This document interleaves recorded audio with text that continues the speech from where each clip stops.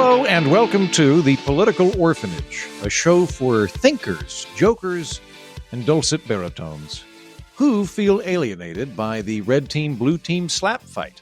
I'm your host, Andrew Heaton. And today we are going to get into some deep tectonic plates of the culture war today, gang.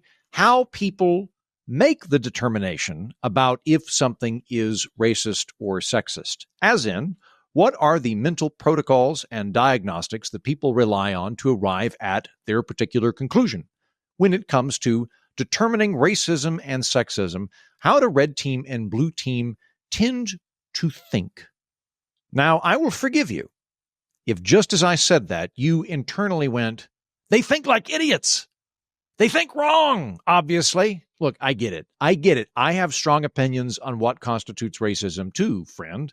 So let me be clear on what we're doing today.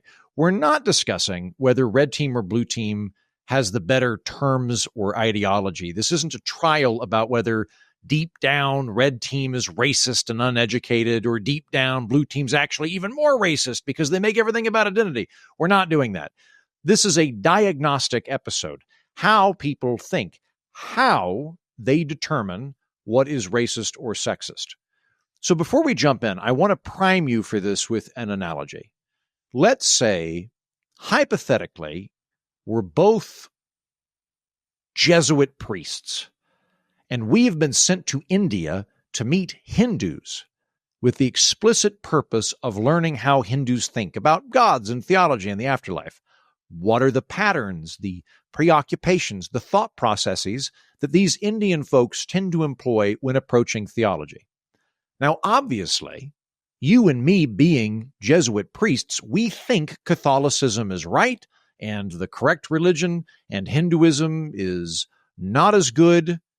Be better if they converted. In this scenario, my name is Father Mario Boniface Harkonnen, and your name is Monsignor Pedro L. McGillicuddy. But we're not here to argue with the Hindus about why they should become Christian, even though we have closely held beliefs about that. We'd love for them to convert. That's not why we're here. We're here to learn how do they think, not what they think, but how they think. We're observing their thought processes. We're trying to understand how they approach situations, why they think the way they do. Now, I say all of that because you're going to get a lot more out of this episode if you approach it as getting into somebody else's head, even if you disagree with them, rather than trying to argue with why their particular process is wrong. You can do that if you want. I just don't think you'll get as much out of it. Okay, having said that, let's dive into how people approach racism and sexism. How do they convict people of racism and sexism? Right here on The Political Orphanage. My guest today is Jessi Streib. She's a sociologist at Duke University and the author of Is It Racist? Is It Sexist? Why Red and Blue White People Disagree and How to Decide in the Gray Areas. Hello, Jessi. Hi, thanks for having me. Delighted to have you. I think this is going to be a fun conversation. I love mental models. I love figuring out how people think. And your book very much has that. So let's jump into it. Is your book descriptive or prescriptive? By which I mean, are you describing how people arrive at what is sexist or racist, or is this an exegesis on why everybody should agree with you on what you think is racist or sexist? I would say it is 90% descriptive in that most of it is just laying out how people make these decisions. And then the last chapter, we draw our own conclusions about what we think people should do. But you could also just take away learning how people make decisions about these topics in ways that are different than your own. Okay. No, that's good to know, because there are going to be people listening that go, all right, she's just going to try and trick me into whatever she thinks. But that's not the overall point of this. It's to figure out how people arrive at what is racist or sexist, to look at the models. Exactly, because conservatives and liberals disagree so much. I think we've all had these moments where we so clearly think something is or isn't racist or sexist, and we know people who disagree with us. So this book is just trying to figure out why we all disagree so much about these really important issues. Right. And figuring out what are the internal steps that people are taking. Why is it that conservatives will say that's not racist, or that progressives think it is racist? And not so much in terms of the ethical argument of what constitutes racism, but rather the kind of prognosis that people use in order to assess the situation? Exactly. What are their definitions that they're using? What's their evidence? How do they make that decision? So when we're presented with the same thing, what steps are people going through to actually decide? Or sometimes I think we just have a gut reaction. And how do we justify the gut reaction that we had? Great. Okay. Well, I'm keen to learn about how people think. So the book spends a lot of time talking about acquitters and convictors. What are acquitters and convictors when it comes to determining what's racist or sexist? Mhm. So quitters are people who look at a situation and they almost always conclude that there's not enough evidence to decide that something was racist or sexist. They're not necessarily ruling it out completely, but they're saying we can't say it is. Whereas convictors are saying, no, that thing is racist or sexist. And they say that almost all the time when there's a possibility that it could have been racist or sexist. So they say it about individual acts, they say it about institutional acts, they say it about both racism and sexism, they say it about things that are politicized and things that aren't. If there's a possibility that it could be, they tend to say, yes, the evidence is there. We can say that it's racist or sexist. Okay. So if all right, I'm going to paint my description here. Please correct me if I'm getting this wrong. It sounds like the acquitters look at a gray area of somebody says something, maybe it's racist, we're kind of debating this, and an acquitter has a high evidentiary threshold. The acquitter is going to default on the side of the accused, and the acquitter is basically going to take the position of innocent until proven guilty if somebody's accused of racism or sexism. A convictor is in the other camp where they are going to have a lower evidentiary threshold. They're going to err on the side of the accuser rather than on the accused. And you talk about pattern recognition and algorithms, which I don't know what that is. But so far, am I right in terms of the bare bones of this? You're correct. Okay. So I think I am probably an acquitter. I think I'm probably a moderate acquitter based on reading the book. So I kind of want to explore the convictor mindset more because it's a little bit more alien to me. So you say in the book that an acquitter, like I think I am, will look at a case in isolation. And like we're just talking about Tom, we're just looking at Tom and we're looking at the evidence for Tom. Whereas a convictor will think algorithmically and look for pattern recognition. What does that mean? Yeah, I think maybe if we think about police shootings, we can think about this in a more concrete way. So if there's a police shooting where a Black man is killed by a white police officer, and the evidence is a little maybe ambiguous about exactly what happened, the convictor will say, well, we know that Black men are shot by the police at disproportionate rates as white men. We know there's a lot of evidence historically and contemporarily that the police mistreat Black people in general more than white people. And so this case falls into that pattern. So therefore, this case must be racist too. Whereas the acquitter, that pattern doesn't matter. Sometimes they know the pattern, sometimes they don't. But it's just irrelevant to how they're making the decision. They say, tell me about the specific officer. What's he like? What's his history with people of different races? What has he ever been accused of racism before? Let's think about what he could see from his view. Did the dispatcher tell him anything? Did his fellow police officers tell him anything? What was the suspect doing? What could he have been thinking? And so they ask a ton of questions about the case, ignoring the pattern. Whereas for convictors, it's almost the reverse. They ask almost nothing about the case, and all of the evidence to them comes from the pattern. Okay. I think I'm definitely in the acquitter category, but this is very helpful for me to understand. So let's move on to the next designation. You sort of make a cross-reference here too, where we've got acquitter and convictor, the kind of the basic framework, but you further then make a distinction between motivated and moderate. What does that mean? So the motivated almost always take their side. So if they're a quitter, they almost always acquit. If they're a convictor, they almost always acquit. Whereas the moderates they usually acquit or they usually convict, but they're a little bit more open. And the way this works is that the motivated people add to their definitions of what's racist or sexist so that the quitters define racism and sexism in a way that almost nothing counts. And the convictors define racism and sexism in a way that they need almost no evidence to suggest that it happens. Whereas the moderates, they are more open. They have kind of looser definitions. Right. the motivated also, the evidence from the other side, they just rule it out as wrong, right? So for motivated acquitters, these are people who almost always acquit, any accusation that other people make of racism and sexism must be up to no good, right? They're making this accusation because they want attention, because they want to get rich, because they're making excuses, because they're trying to save face, right? So we shouldn't trust any accusation, which makes it so you're going to dismiss basically all accusations of racism, sexism, and not see it. Whereas on the other side, convictors who are very motivated will basically not take the absence of evidence of racism and sexism as real evidence. So they'll say, I don't see any evidence here, but it must have happened. We know how the world works. Racism and sexism are everywhere. And so they will then be able to almost always convict because even when they don't have any evidence, they kind of overrule it by saying, something must have gone wrong. I'm sure there's evidence. We just don't have it. But if we looked harder, it must be there somewhere. And then the moderates are much more open to evidence from the other side. So for an acquitter, if somebody makes an accusation, they'll listen. They'll say, why do you think that? And they'll take in that and be open to the idea that maybe racism and sexism don't usually happen, but in this case they did. And similarly, the moderate convictors will say, usually racism and sexism happen, but they don't happen in every instance. And so I'm going to really listen to the people who say it didn't happen this time and really weigh their evidence more thoroughly. Okay, this makes sense to me. So a moderate convictor will err on the side of the accused. A moderate acquitter will err on the side of the accused.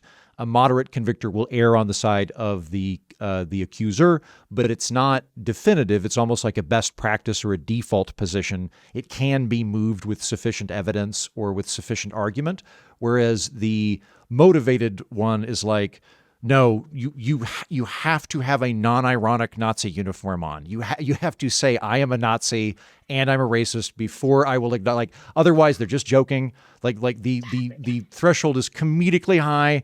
Everybody else will be like, look, he's a racist. And then on the flip side of the coin, the dude's married to a black lady. He was adopted by black parents. He lives in a black neighborhood. Like, we don't think he's racist. And they're like, nah, I think he's racist. I think he's deep down racist. Right. Something like that. So that's kind of where we are. Exactly. Yeah. Out of curiosity, does everybody think they're a moderate? Because I feel like in politics in general, everybody tends to think, well, I arrive at my conclusions through a deliberated, open-minded, very intelligent rationale. It's all the other people I disagree with, which are reflexive morons. So will anybody self-identify as yep, I think everybody's racist, or I don't think anybody's racist? Yeah, that's a good question. I mean, we haven't asked people that specifically, but certainly everybody thinks that they're using evidence in the most correct way, and everybody else is wrong. There are people who know very little about racism and sexism and will be open to the idea that they're wrong, but especially the motivated people who use evidence in the worst ways, who are least open to the other side's evidence, they're the most sure of themselves that they've got it right. Right. And some of because they follow these debates the most. They're the most partisan. They're the most into the news. They're the ones who talk about these issues all the time. And so they say, I've really thought about this. I've studied it. I am definitely coming to the right conclusions. I've got all these facts. But they don't realize that they've kind of tilted their definitions and the way they use evidence so that they're only going to reach the conclusion they want to reach. Okay. So, yeah, that makes sense to me too. I would think that people that are more partisan, for whom their identity is invested in blue team or red team, are going to look at situations more through that filter and are going to cobble together situations as not being about the cop in question that we're talking about, but rather my team is pro-cop or my team is anti-cop. Therefore, I have to rationalize this one way or the other in order to be in good standing with my team, something like that. Whereas the moderates are a little bit less invested and therefore have less motivated reasoning. Right. And it's not conscious, right? We're not thinking, well, what does my team think? I better figure out a way to support that side. We're just doing this automatically, right? The way we're filtering evidence is making it so that we are going to agree with our team, but we don't realize we're doing that. We actually think that we're the rational ones, right, and everybody else is being irrational. No, there's everybody thinks they're rational. Like, it's like no one ever identifies as well, I'm a left-wing extremist. Like no, everybody's like, when you talk to people, they're always, well, I'm center left or I'm center right, and it's the other people that are crazy. Yeah, that's fair. Right. Okay. So we're mostly going to cover where the divergences between these models and where people disagree. Before we do that, quickly, where do they agree? Like, is there broad like if somebody just says like I'm a racist, does everybody agree? Yes, you're racist. Is it the fringe cases that we're disagreeing on, or is it very broad? We agree on hate crimes where somebody has clear evidence. They announce their intentions and say, I am violently hurting this person because of their race or their gender. Everybody would agree that those things are racist or sexist. Outside of that, there's not a lot of agreement. So even using a slur, you might think that would be the thing we would agree on, but it's not, because a lot of people on the right say, well, you have to use the slur in a way that's intended to harm. Otherwise, Hmm. a word's just a word. It's just a thing you throw around. You have to intend to harm. And so the left would say, of course, that's racist. And the right, some of the right would say no. Um, Okay. and so very little is stuff that we all agree on. So, okay, this is good information too. Then, acquitters tend to prioritize intent, whereas convictors do not.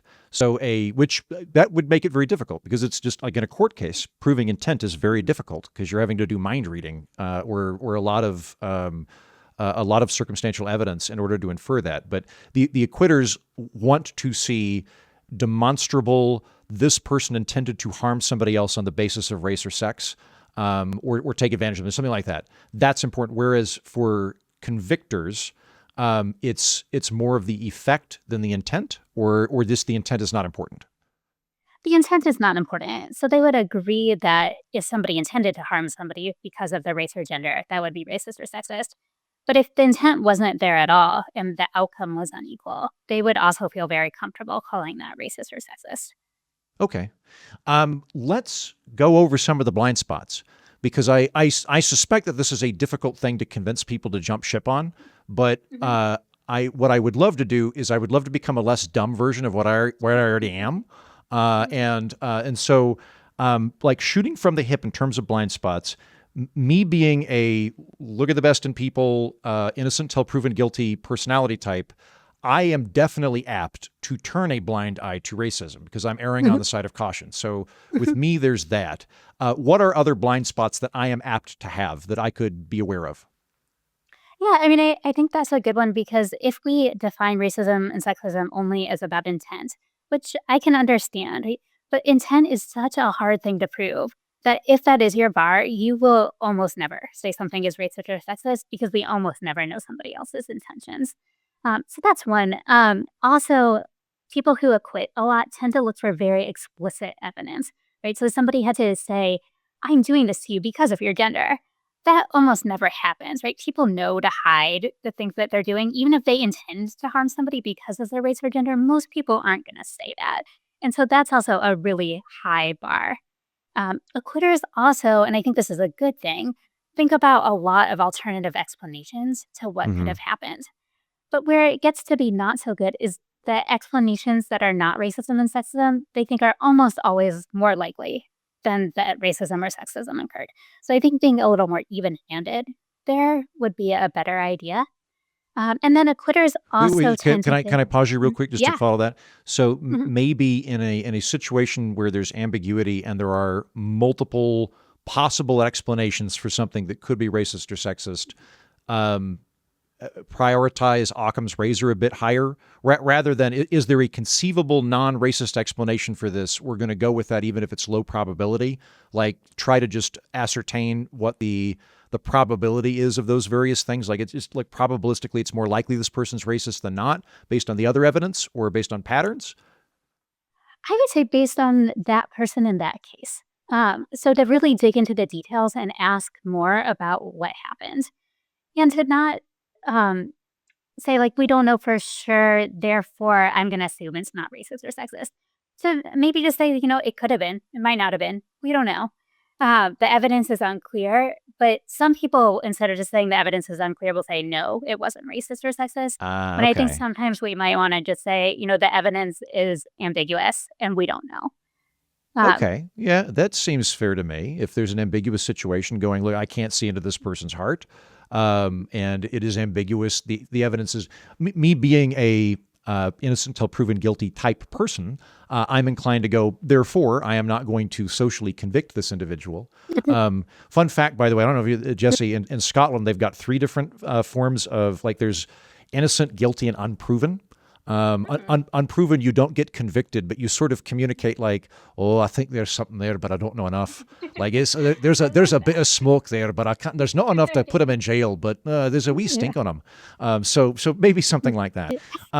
Okay, flipping it then. Oh, I'm sorry. There was going to be a third one, and I interrupted you. What were you going to say? Yeah, maybe 2 more. So one is that acquitters tend to say, I think this thing would have happened to a white person, or it would have happened to a man.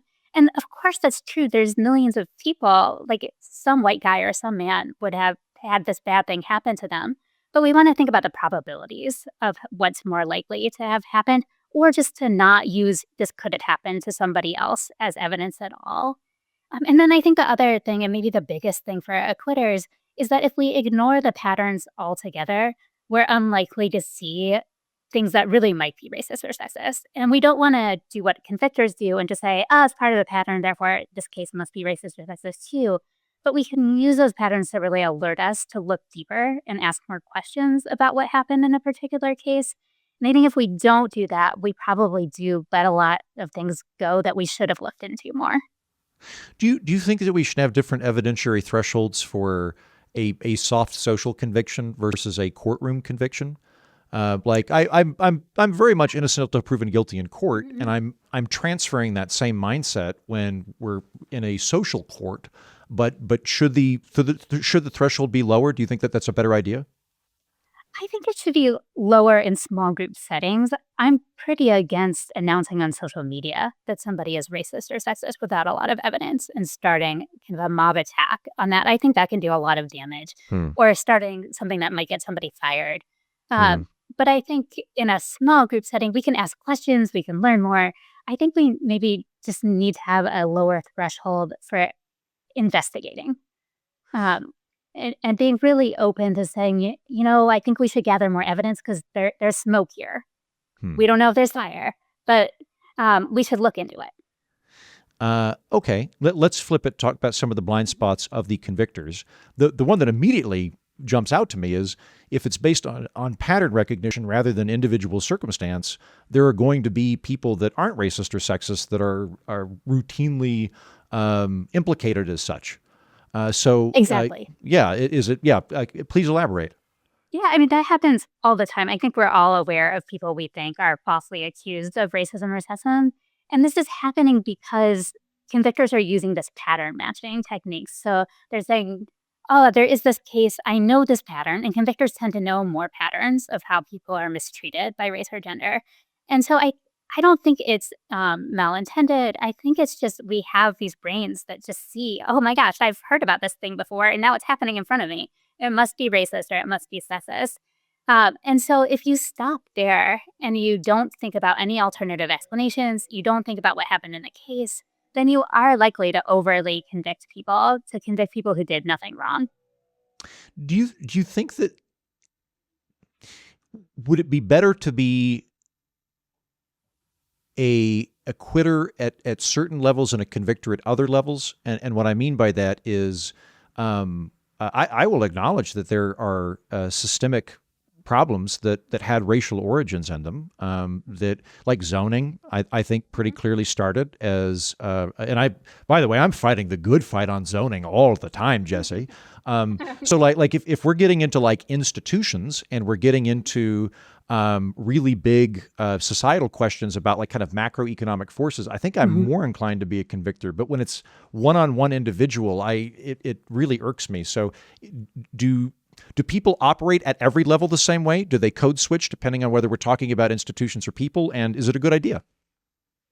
Yeah, I mean, I like how you're thinking about it. We did not encounter many acquitters who would acquit at the individual level and convict at the institutional level. Most of them thought, like, rules are rules. They apply to everybody. How could anything that applies to everybody be racist or sexist? And things happened in the past. So why should we say that, for example, redlining, which happened many decades ago, still affects people today? And so there's very clear evidence that redlining does still affect people today. but they had a sense that, oh, you just try hard enough, you can overcome it. And so they would see that still as not something they would want to call racist, or they might call it racist when it first was implemented, but now that it's no longer existing, they don't think about the legacy of it being racist. You mentioned in the book that acquitters tend to, or are more apt to say, like, well, this is actually socioeconomic. I find myself very much in agreement with that, where, like, in a university setting, I would be very opposed to racial quotas, but I would be totally fine with affirmative action on the basis of poverty. So does that tend to link up with acquitters, or I don't know. What do you make of that? Yeah, no, I think that's right. Acquitters were much more attuned to class inequalities than convictors were. Convictors, everything that was about class inequality, they would say is actually racist. And in some ways, at times that it didn't always even make sense. So, for example, we had a woman who we interviewed who was white, and she said, the SAT, it's racist because my mom, when she was growing up, she was poor. And so there were 7 of them sleeping in one bed. But if you had a SAT question that's like, how many people sleep in a double bed? You would say 2. But for my mom, it was 7 because she was poor. Therefore, it's racist. But her mom was white. I don't think this was a good example because I don't think this was an SAT question. But also, the bigger point is that she was talking about white poverty, but then still calling it racist against Black people. And so we saw things like that a lot, where on the left, things that were at root mostly class problems ended up in people's minds being racist issues. And so they weren't disentangling class and race at all, even at times where it didn't make sense to put them together at all. And the right was much better at seeing them as separate issues. I could see how you'd make that. I tend to think that race is oftentimes a strong corollary to socioeconomic, and I tend to want to address socioeconomic problems, and I think the racial problems follow suit. But because they are so strongly correlated, I can get why somebody would go, look, like Black people are more poor than white people, therefore it is racist. And whereas I would go, well, right, but there's also a lot of poor white people, and like that's the thing I'm trying to solve for is the poverty. But I can see how somebody would do that. How about, but before we go further, I got to say, Jessi, we've been doing a wonderful job talking about this without fighting or getting defensive or anything. It is a really touchy subject. I'm curious, how do you get into this without getting defensive? Like I would imagine a lot of people do feel defensive when you bring this up. Yeah, our respondents were great. And they often said to us at the end, like, oh, I wish that this is what conversations across the aisle look like more often. And I think they felt that way because we just listened and asked questions and wanted to know about their views. We weren't there to argue with anybody. And so I think it can be touchy when we are accusing each other, but when we're just trying to understand each other, I think it doesn't have to be as touchy. And I think we can see the logic and kind of the good parts of both sides' views. On the left, it's great that they know so many patterns about how mistreatment tends to play out by race or gender. Like, how are we going to fix things if we don't know those patterns? But on the right, thinking about the case and thinking about evidence and alternative explanations and what really happened in this one situation, I think it's hard to object to that. And so I think we can see the good in both sides if we do listen to each other and also see where both sides are going wrong too, right? We're both setting things up to see the world as we already see it, sometimes rather than to see what's really there. Weirdly, I think part of the reason that this has become so loaded of what is racist and sexist is for the very good reason that the American people find sexism and racism abhorrent. So if it were something that was just not a big deal, if it were something that was kind of like a social misdemeanor, I think we would actually be a lot quicker to implicate people. But like on my end, like it's kind of almost like is that guy racist? It almost feels to me like that guy kind of looks like a pedo, doesn't he? Doesn't he look like a child molester? And I'm like, oh, hold on now. Look, like it is a horrible thing to be a bigot. Like it is a really bad thing to be a bigot. Therefore, I am going to be very hesitant to label that man a bigot. But I think a lot of it's actually coming because we all agree racism and sexism is really bad. Otherwise, we wouldn't make efforts to try to avoid accidentally impugning people as such. I think that's right, but I also think the right and left mean different things when they say somebody is racist or sexist. So I think what you described is very much true of the right, where they say, oh, to be called a racist or sexist is such a horrible thing. We should really reserve it for people who there's clear evidence and they did something very bad. On the left, though, because implicit bias is included in their definition of racism and sexism, and because they think everybody has implicit bias, then calling somebody racist or sexist is like calling them a human. Like, we're Okay. all racist or sexist to them. And so it's not like a saying you're a horrible person accusation necessarily. It could be, but it's not necessarily. And so I also think we talk past each other because the right sees it as a narrow thing that's very awful, and the left sees it as it could be that, but it could just be how we all are. And so it's not a personal accusation to them in the same way. Interesting. That is really helpful to know, Jessi. So like, I realize that there's a ton of emotional baggage and a lot of culture war fighting over the term I'm about to say. But the term microaggression, for example, someone that is coming from the convictor mindset might be communicating by that, look, this is a low-level bias that you have. It doesn't mean you're a shitty person. It doesn't mean you're a bigot. It means that a woman walked into the office at the hospital and you identified her as a nurse, she was a doctor, because there's some amount of presumption you have. But it's not the same thing as saying you're in the KKK, you are ontologically the same thing as a Nazi. Rather, it's communicating a certain level of like, look, there's this broad spectrum we're all on, and this is on that spectrum. So am I approaching? That's right. And the left thinks it's kind of not our fault that we're all swimming in these biases. We're exposed to them all the time. And so, of course, we pick them up without meaning to, without realizing it. And there's no way to totally avoid it. And so it's just not as much of an insult coming from people on the left. It can be again, right? Like but sometimes it's not. And so, because I think the left has a big spectrum, right, of like, oh, very minor racism, sexism, to hugely problematic racism and sexism, but they use the same word for all of it. And then the right only means the worst of it. And so you can see how people would talk past each other and get offended and not understand each other when we're using these words sometimes in very different ways.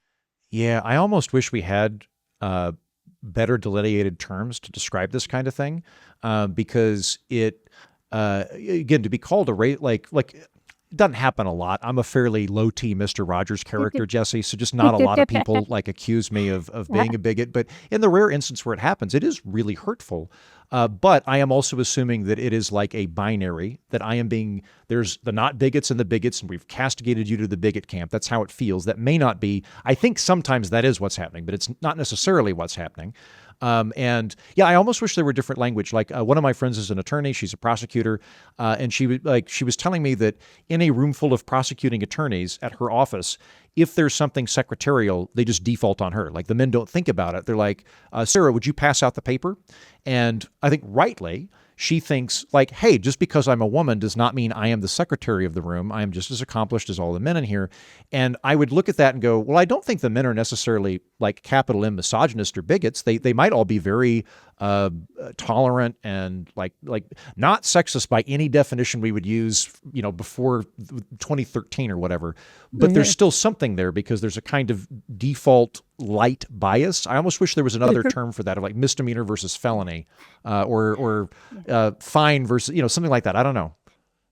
Yeah, I agree, because right now it's causing a lot of confusion and a lot of hurt feelings. And I also think that's bad for the movement to try to solve racism and sexism, because we're going to bring as many people on our side as we can, right? We all should be getting rid of the things we can all agree on are racism and sexism, and any unfair treatment that people are perceiving. Like your friend shouldn't always have to take the notes just because she's a woman. Agreed. But if we use words that sometimes to people mean bigot, or they're fighting words, right? Then we end up fighting and we don't solve the problem. Then the dudes are going to get defensive and they're going to explain to you why come up with very complicated reasons to explain to you why they did this, because they don't want to admit to being a bigot. Therefore, we're going to push this problem further.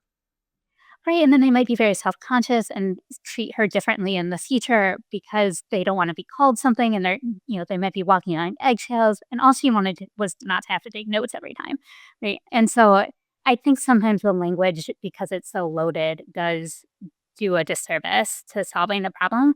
Other times, like, we have to point out problems in order to solve them. And so we do want to call some things racist and sexist, I think, when there are problems that are creating big inequalities that we really want to address. And a lot of those are institutional, right? So it's not calling a person racist or sexist necessarily, but saying this policy created this really big problem, and so we need to fix it. We could never use the words racism and sexism if we had other language to say, hey, this is like a really discriminatory practice. We need to change it. Can you play like political therapist with me for a second? Because Sure. I feel like this is a really good opportunity for me to avoid some stupid fights in the future. So if somebody says to me, I think you're racist or I think you're sexist, and I detect vitriol, I am going to get really angry. And I think rightly so. However, if let's say it's not that situation where it's clearly somebody trying to hurt my feelings, but rather somebody says the thing you said or the thing you did is racist or sexist. Would it be better for me to go, hey, before we move forward, are you saying you're not making a statement that like I'm a bigot? You're saying this thing I did and like everybody does stuff and you're pointing it out? Or are you saying like me specifically am unwashed? Like what would be a good way for me to react in the future? Yeah, I think asking them what they mean I wouldn't even maybe put it into two camps, but just say, oh, can you tell me more about what you think I did was wrong? Can you tell me more about why you used the words racism or sexism? Can you just like help me understand more, because that's, wasn't my intention, and you might not think intent is important, but I want to understand where you're coming from with this. And I think if we go into it in a way that's not defensive and that is trying to understand, that itself will lower the temperature, and then we can potentially have a productive conversation. I mean, some people are culture warriors in this, and we're never going to have a productive conversation with them. But some people, I think, just that's how they learn to talk. They haven't really thought about it a lot, and there could be a way to engage them in a way that kind of shows your opinion while also hearing theirs, and maybe you guys can come to a middle ground. Sure, and I think probably in all of life, it's better to not export your emotional sovereignty to another person if you can. It's tall order to do, but to go, nope, I'm just going to fly off the handle when somebody says something that damages my ego, even if I'm justified. It is probably better for all of us to be able to go, I'm not going to react to this emotionally because I don't want to allow you to ruin my day. So decent advice there. I'll pull back a little bit. You mentioned in the book that there was fairly, I want to say, you say stability, but I infer consensus on what constitutes racism and sexism between the 1980s to the 2000s, that white people broadly had the same position, 1980s to the 2000s. Where do we diverge and why? Yeah, we start to diverge around 2000 as racism and sexism, especially racism, though, become more political issues. And then we see the left kind of aligning with a more structural view of racism and sexism, and the right staying as a more individualist view of racism and sexism.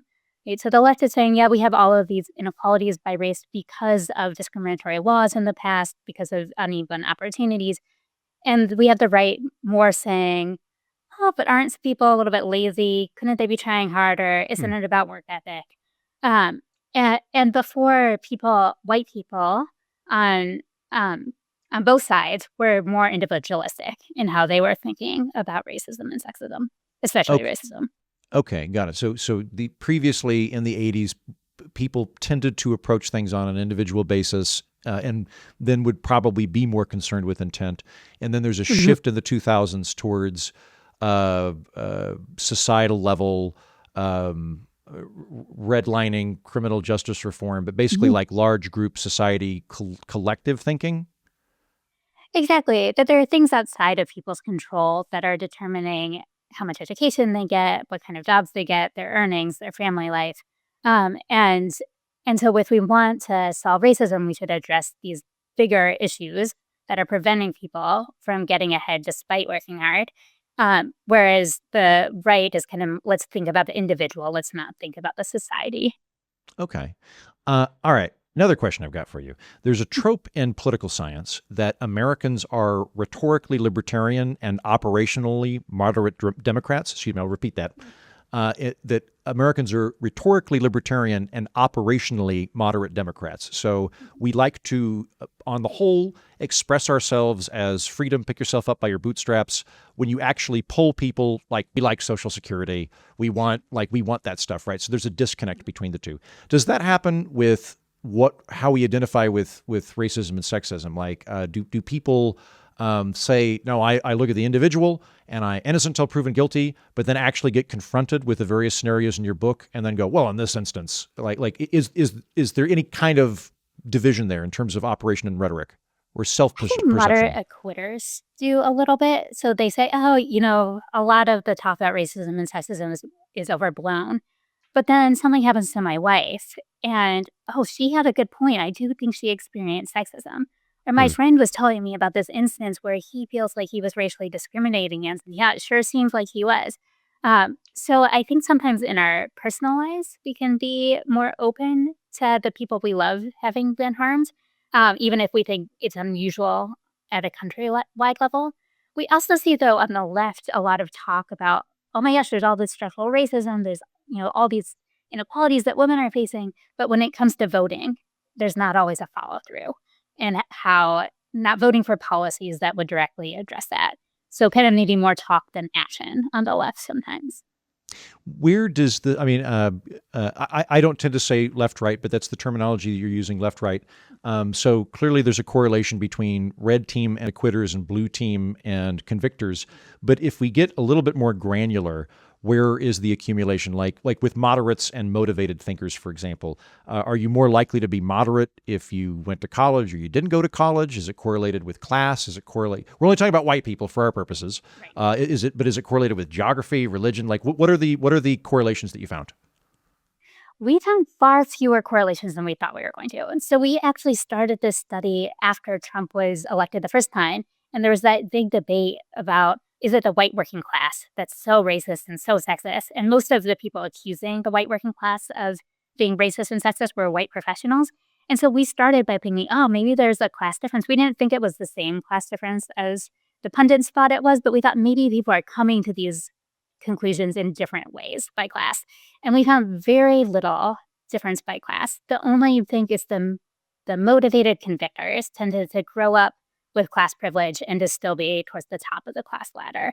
So they're kind of professionals, college educated, and they learned about racism and sexism much more ideologically than through their own life experiences. And so they tend to kind of be the most extreme in terms of saying things are racist and sexist, even when there's evidence or there's no evidence to suggest that there is. And then the motivated acquitters, they tended to grow up poor, but they might not be poor now. And so part of their thing is, I grew up with these hardships. I'm white and I grew up with these hardships. I had poverty. A lot of them had a lot of hardships in their lives.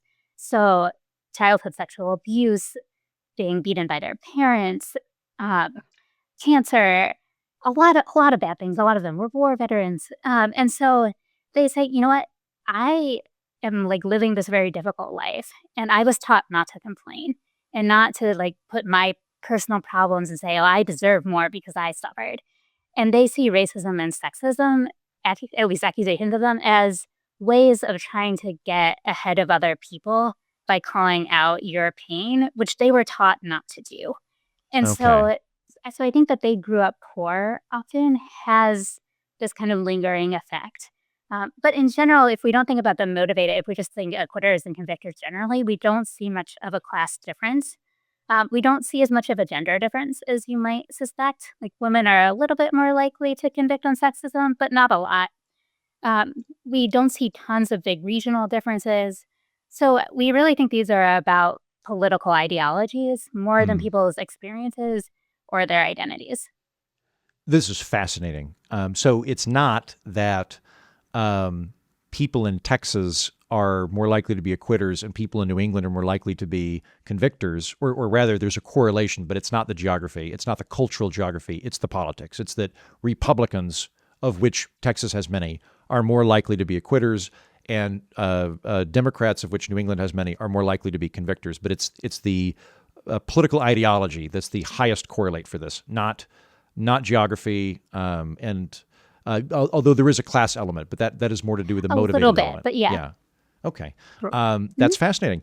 Well, before we wrap up, would you mind running through some of the examples that you use in the book, and we can kind of work through how a convictor and a acquitter would approach the situation? Sure. We can use one of them that you touched on before. So we asked them about a situation where a man's in the hospital. He's hooked up to IVs.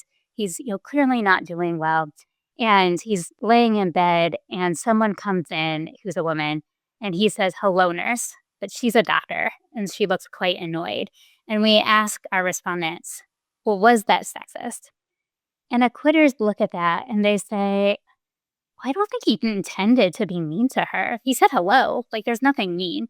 He didn't say anything about her gender. So, like, why would we think that he was trying to say something mean because she's a woman? She didn't say anything mean at all. There's so many alternative explanations to what could be going on.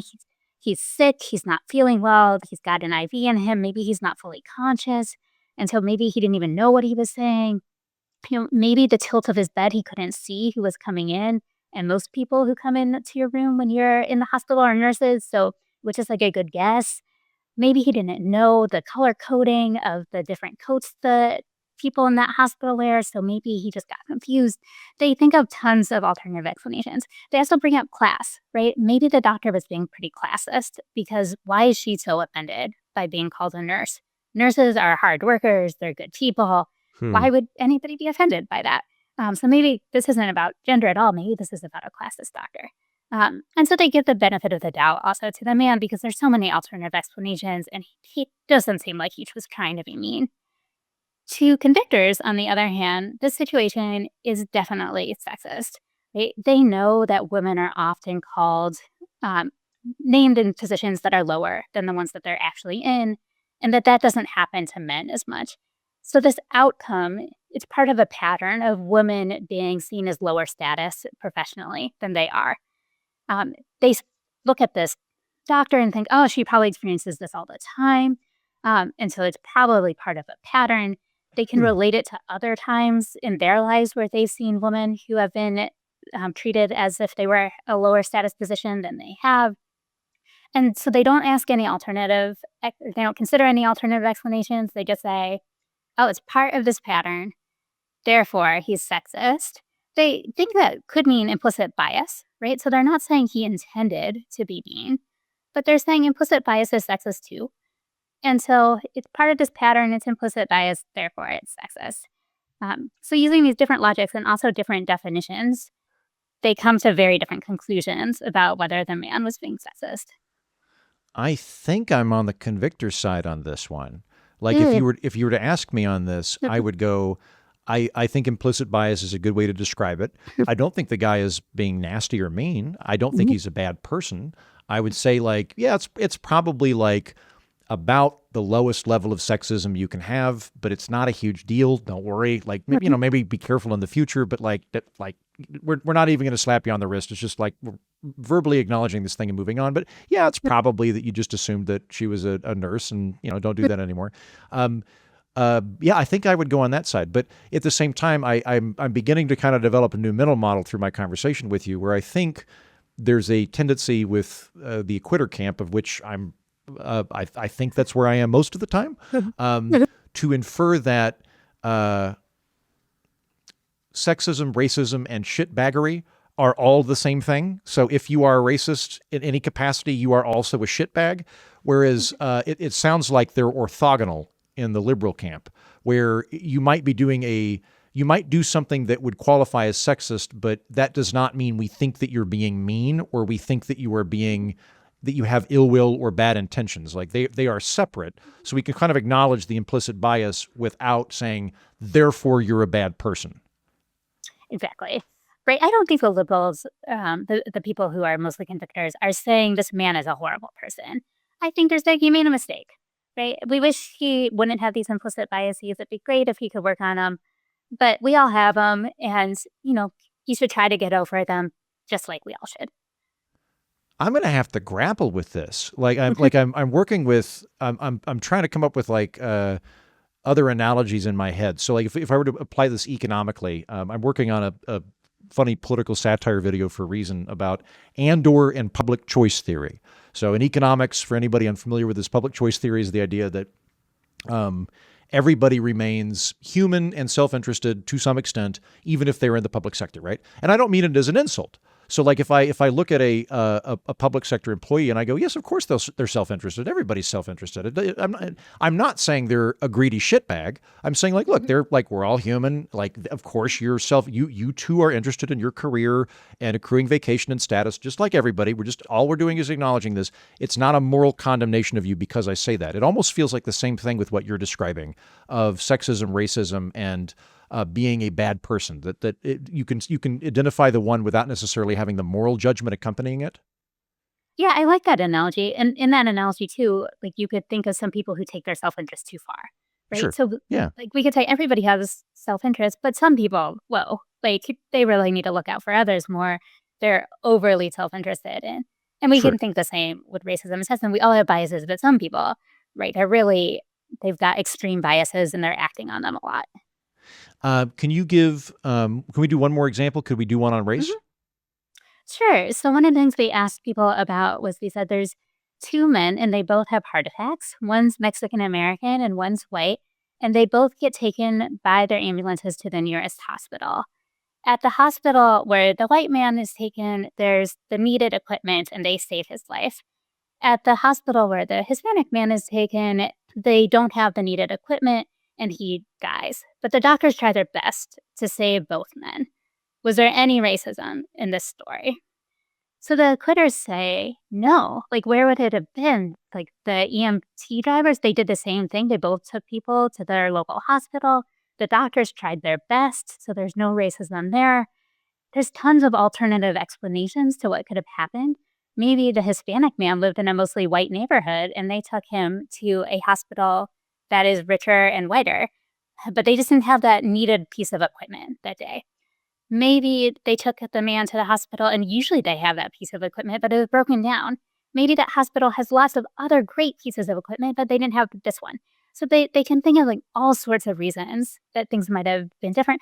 Also, maybe just about the men. Maybe one man, he was sicker than the other man. Whereas the convictors tend to say, oh, yeah, this was definitely a case of racism. To them, they say, we know there's health disparities. We know that white people and Hispanic people have different opportunities to get good health care. This is an example of that. And so therefore, this one must be racist. And then the other alternative explanation I forgot to mention with the acquitters is that this is maybe about class, right? So maybe it wasn't about race at all, but that the Hispanic man probably lived in a lower income neighborhood where the hospitals weren't as good. And so this is a story about class inequality. The convictors acknowledge that it might be class, but to them, everything about class is actually about race.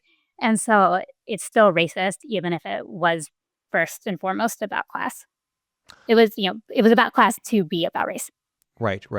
Okay, I find myself on the acquitter side on this one. I am swayed by the economic argument of my suspicion is that you, in this hypothetical instance, we would find that poor white people that live in the same neighborhood probably have similar outcomes at that hospital to Hispanic people, and therefore it is a corollary to class and an indictment of political economy and healthcare system, but not so much a racist thing. It has racially correlated effects, but I wouldn't call it racist. Gosh, I'm such a wild card, Jessi. You never know where I'm going to land on anything. I mean, you sound like a moderate acquitter who are open to the other side's evidence, but lean towards acquitting.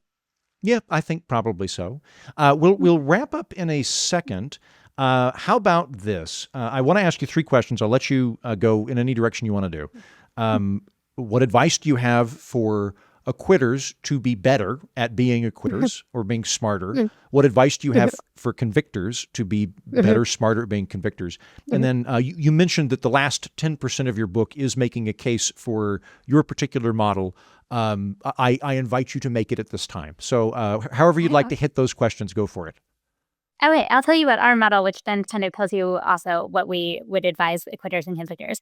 So we think that both sides have things that they do that are good approaches, but we have to combine them in order to really understand the sources of unfair inequalities. So first, we would just acknowledge that any definition is going to be ideological. And so we're pretty upfront that ours is this broader definition that includes unequal outcomes caused by unequal treatment, as well as intended forms of harm.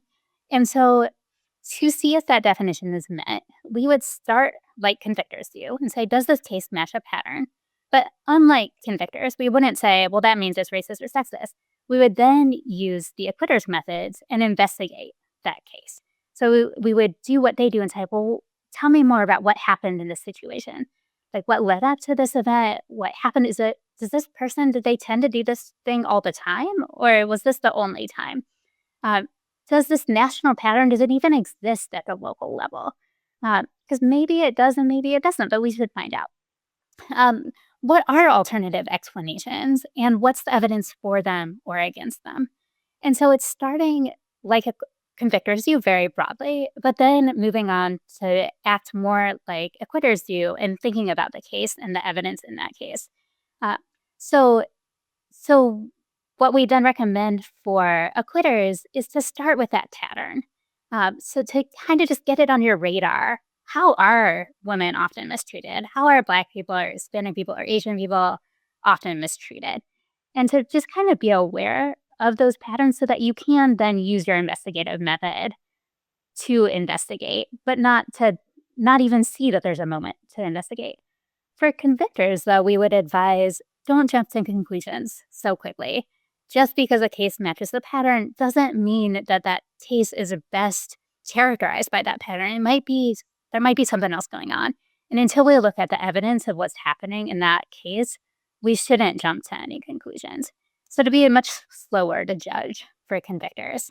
So that's kind of the basics of it. And I think we want just both sides to also think about the other as not evil people. So if we tend to the people that sort of the motivated convictors, they think other people are quitting because they just don't like Black people or they don't like women.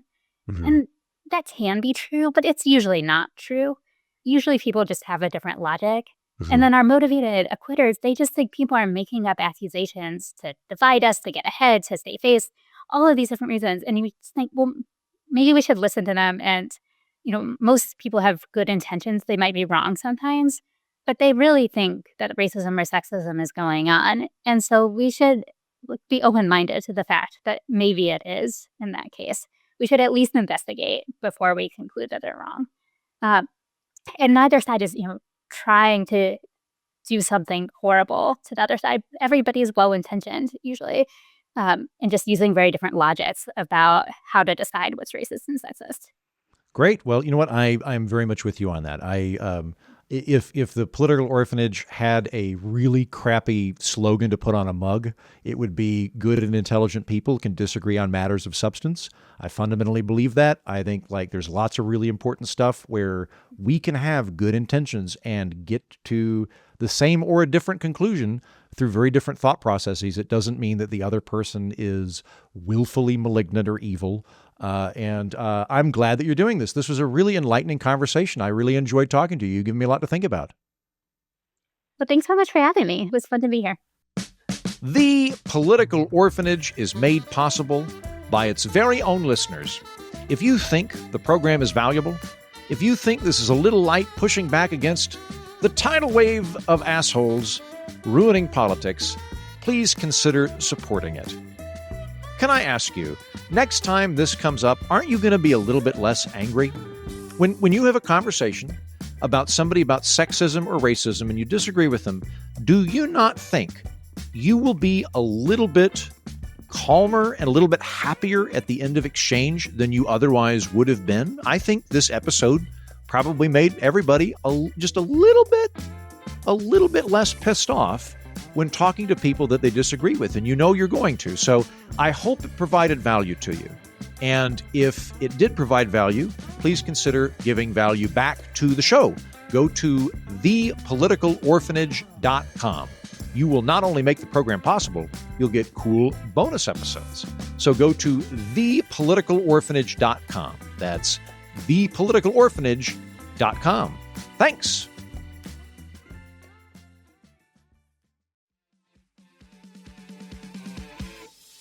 That's the show.